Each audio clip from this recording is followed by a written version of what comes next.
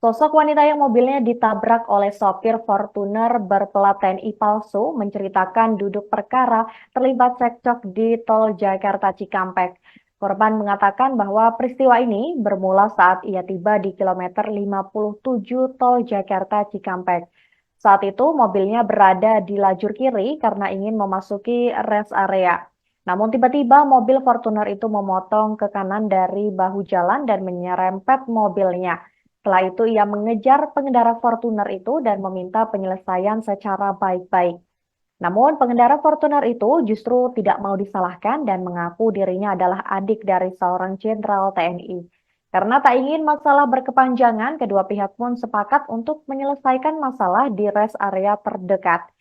Namun bukannya berujung damai, sopir Fortuner itu justru kabur melarikan diri. Setelah peristiwa itu viral di media sosial dan menjadi sorotan, Mabes TNI pun turut merespons hal ini dan membantah pelaku merupakan anggota TNI dan merupakan adik dari seorang jenderal TNI. Setelah ditelusuri lebih lanjut, pria pengendara Fortuner itu rupanya menggunakan plat dinas palsu milik Purnawirawan Pati TNI Asep Adang. Dan memang di sebelah kiri jalan itu memang juga banyak mobil-mobil yang ada di situ gitu kan. Terus ada di depan itu ada satu bis gitu, bis angkutan umum. Terus dia masuk ke kanan, mobil Fortuner ini juga mendadak potong masuk ke kanan gitu. Dia langsung potong masuk ke kanan dan akhirnya nyerempet mobil kami gitu kan. Dan karena saya merasa keserempet ya saya coba minta penjelasan gitu. Maksudnya kenapa bisa nyerempet? Tapi itu dia orang nyalain saya duluan dan dia kamu yang nabrak duluan gitu loh. Maksudnya padahal kan jelas-jelas saya ada di jalur, saya benar saya ada di jalur untuk ngantri masuk rest area. Tapi ya itu dari bahu jalan aja tuh sebenarnya kan itu udah harusnya nggak boleh gitu karena itu urgent, kita semua tahu.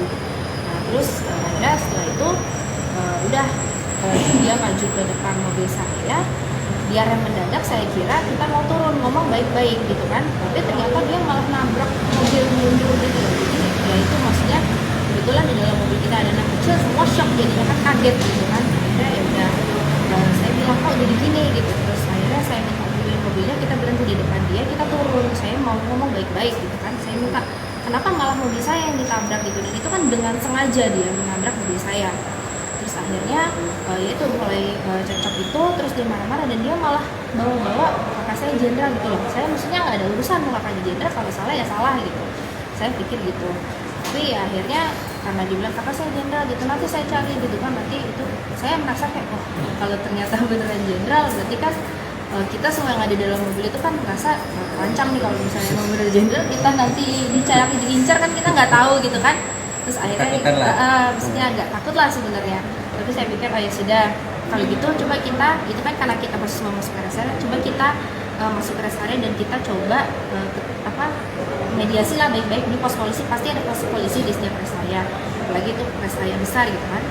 Oke, terus dia bilang oke, kita ini terus dia minta tanggung jawab. Oke, saya akan tanggung jawab, bahkan jelas saya bilang saya akan tanggung jawab, tapi bapak juga tanggung jawab atas apa yang bapak lakukan sama ibu saya gitu. Oke gitu, saya bersedia tanggung jawab.